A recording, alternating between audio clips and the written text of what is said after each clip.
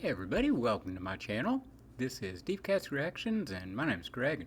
It's Thanksgiving today, so I hope some of my Australian viewers are watching this today. It's a big holiday. It's kind of like a harvest holiday. Dates back to like 1621 when some of the first colonists here shared a nice dinner with the local Native American tribe. And, it's just one of those holidays where you get together with family, have a nice feast, give thanks for what you've got, and all that. It's also a great time to watch football and argue politics with your relatives. This year it's going to be really interesting in a lot of houses. So, it's just part of it.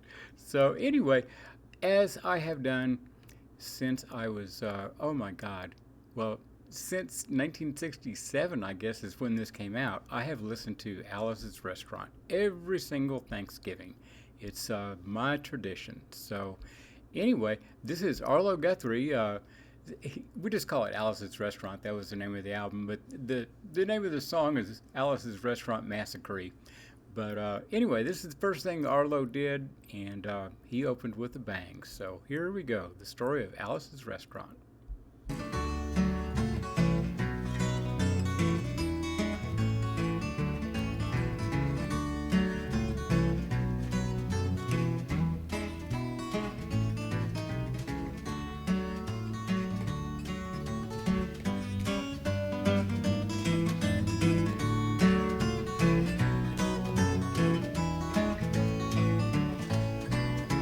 This song's called Alice's Restaurant. It's about Alice and the restaurant. But Alice's Restaurant is not the name of the restaurant, that's just the name of the song. And that's why I call the song Alice's Restaurant.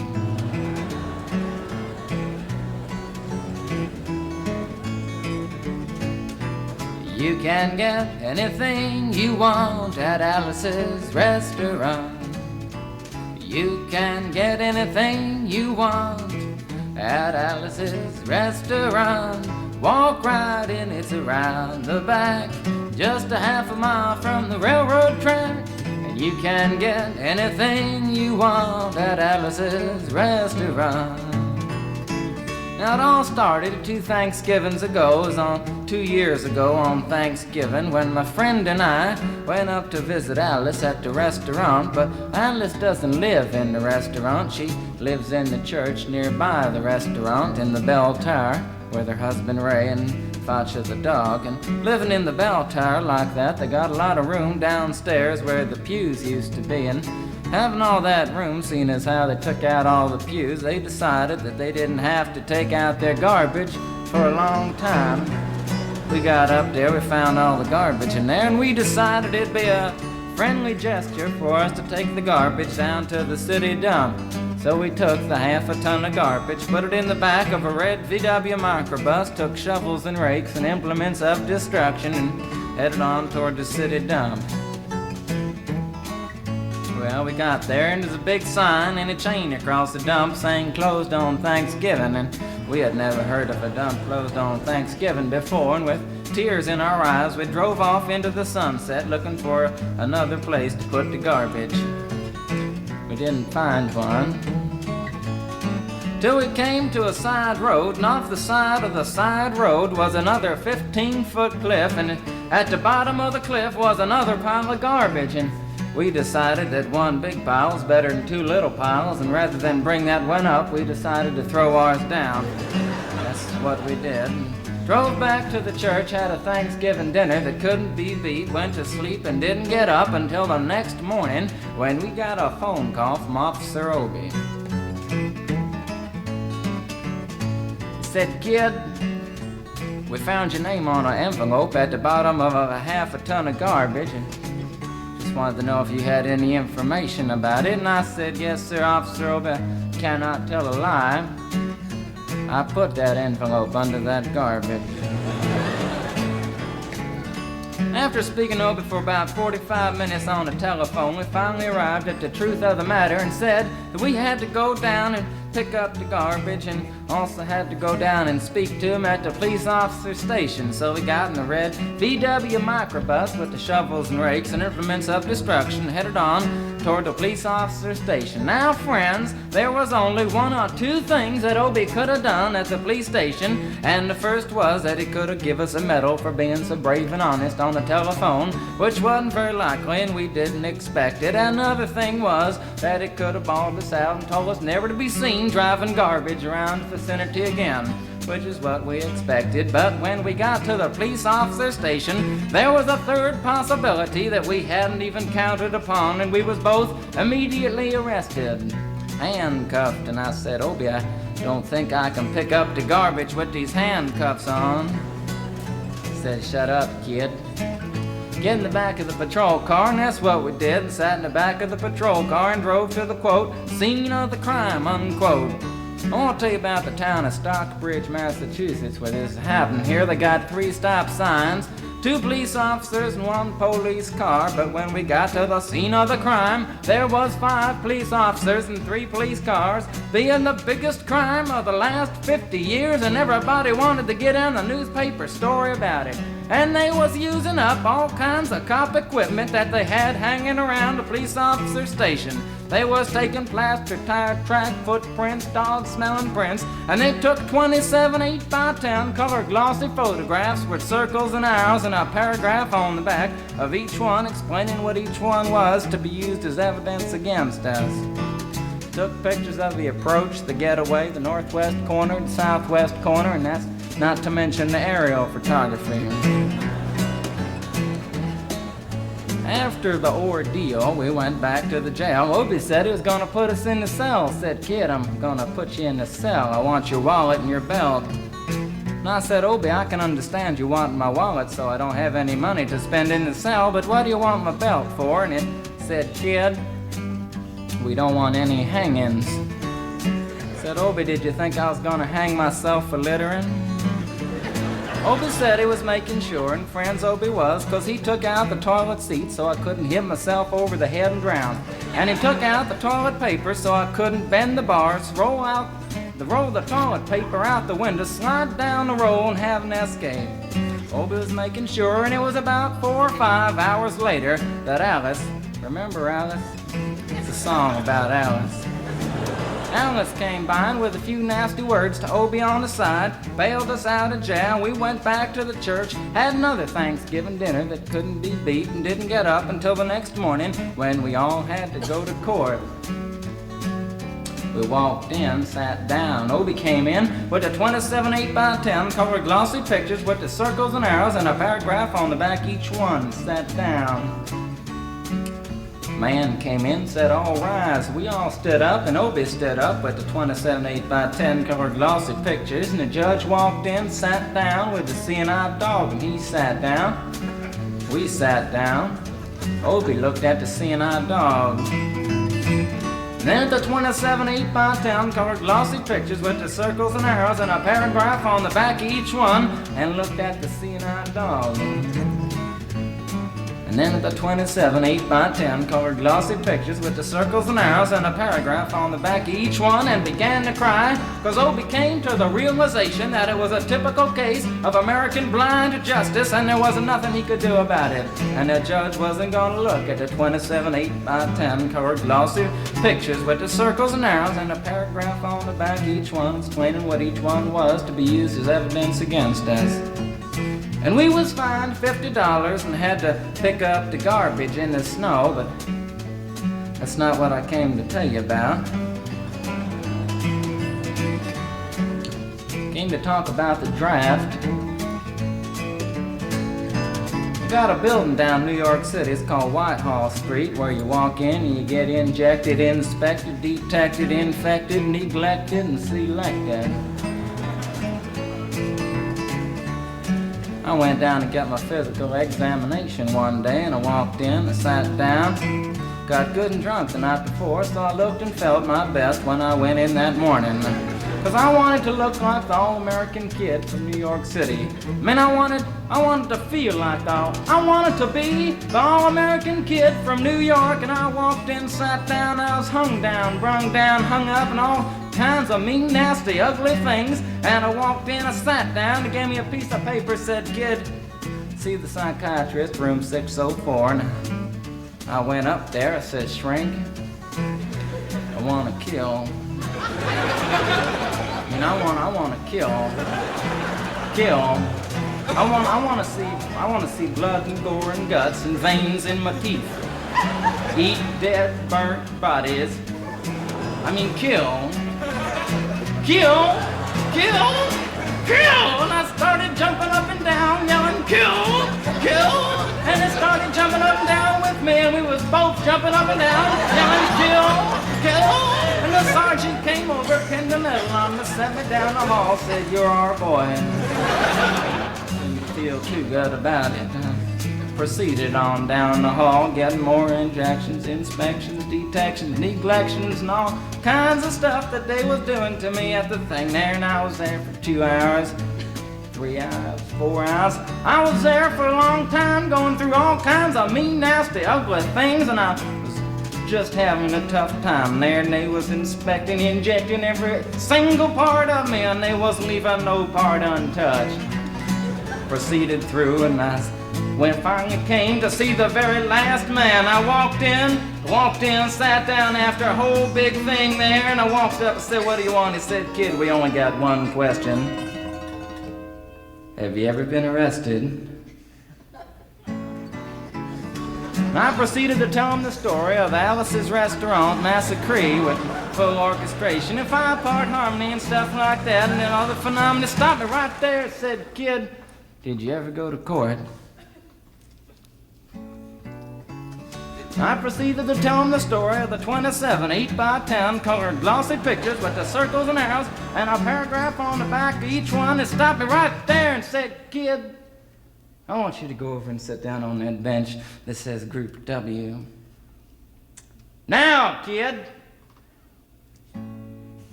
And I walked over to the bench there, and there's Group W is where they put you if you may not be moral enough to join the army after committing your special crime. And there was all kinds of mean, nasty, ugly-looking people on the bench there. There's mother rapers, father stabbers, father rapers sitting right there on the bench next to me, and one, they was mean and nasty and ugly and horrible and crime-fighting guys was sitting there on the bench. And the meanest, ugliest, nastiest one, the meanest father raper of them all, was coming over to me, and he was mean and ugly and nasty and horrible and all kinds of things. And he sat down next to me and said, "Kid, what'd you get?" I said, "I didn't get nothing. I had to pay $50 and pick up the garbage." He said, "What were you arrested for, kid?" And I said, "Littering." And they all moved away from me on the bench there, the hairy eyeball and all kinds of mean, nasty things, till I said, "And creating a nuisance," and they all came back, shook my hand, and we had a great time on the bench talking about crime, mother stabbing, father raping, all kinds of groovy things that we was talking about on the bench. And everything was fine. We were smoking cigarettes and all kinds of things until the sergeant came over, had some paper in his hand, held it up and said, "Kids, this piece of paper's got 47 words, 37 sentences, 58 words. We want to know details of the crime, time, the crime, and that kind of thing. You got to say pertaining to it about the crime. Want to know the rest of the officer's name and that kind of thing. You got to say." And it talked for 45 minutes, and nobody understood a word that he said. But we had fun filling out the forms and playing with the pencils on the bench there. And I filled out the Massacree with the 4-part harmony and wrote it down there just like it was, and everything was fine. And I put down a pencil and I turned over the piece of paper, and there on the other side, in the middle of the other side, away from everything else on the other side. In parentheses, capital letters, quotated, read the following words. Kid, you rehabilitated yourself. I went over to the sergeant and said, Sergeant, you've got a lot of damn gall to ask me if I've rehabilitated myself. I'm sitting here on a bench. I'm sitting here on a Group W bench. 'Cause you want to know if I'm moral enough to join the army, burn women, kids, houses, and villages after being a litter bug. He looked at me and said, Kid, we don't like your kind. And we're gonna send your fingerprints off to Washington, and friends, somewhere in Washington, enshrined in some little folder is a study in black and white of my fingerprints. And the only reason I'm singing you the song now is because you may know somebody in a similar situation. Or you may be in a similar situation, and if you're in a situation like that, there's only one thing you can do, is walk into the shrink wherever you are. Just walk in and say, shrink. You can get anything you want at Alice's restaurant and walk out. You know, if just one person does it, they may think he's really sick and they won't take him. And if two people do it in harmony, they think they're both faggots and they won't take either of them. And if 3 people do it, can you imagine 3 people walking in, singing a bar, Alice's restaurant, and walking out? They may think it's an organization. And can you imagine 50 people a day? I said 50 people a day walking in, singing a bar, Alice's restaurant, and walking out. And friends, they may think it's a movement. And that's what it is. The Alice's Restaurant Anti-Massacree movement. And all you gotta do to join is to sing it the next time it comes around on the guitar. With feeling. So we'll wait till it comes around on the guitar here. Sing it when it does.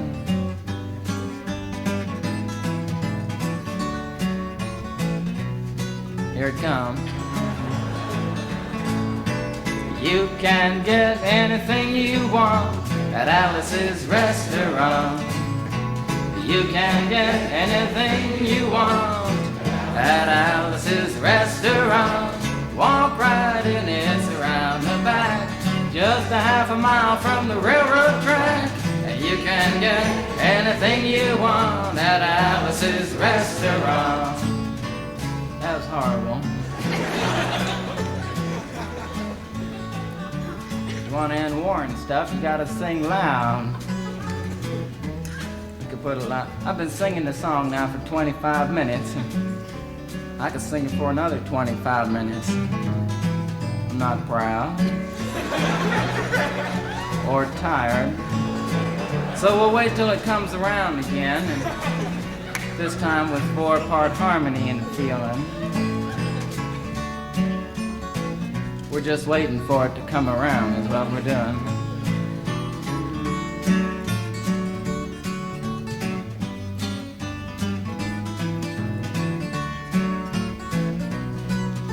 All right now. You can get anything you want at Alice's restaurant, excepting Alice. You can get anything you want at Alice's restaurant. So walk right in, it's around the back, just a half a mile from the railroad track. And you can get anything you want at Alice's restaurant. Da-da-da-da-da-da-da, at Alice's restaurant.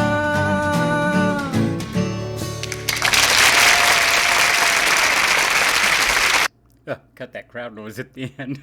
I can't believe YouTube let me get away with playing the whole thing. I guess it's a tradition for a lot of people, not just me. But Yeah, I mean, I've been listening to that every Thanksgiving for over 50 years. So, you know, and I still enjoy it. I still laugh in the same places. It's, I don't know, I love it. But that's my Thanksgiving tradition. So I hope everybody has a great day today. And, just give thanks for what you got.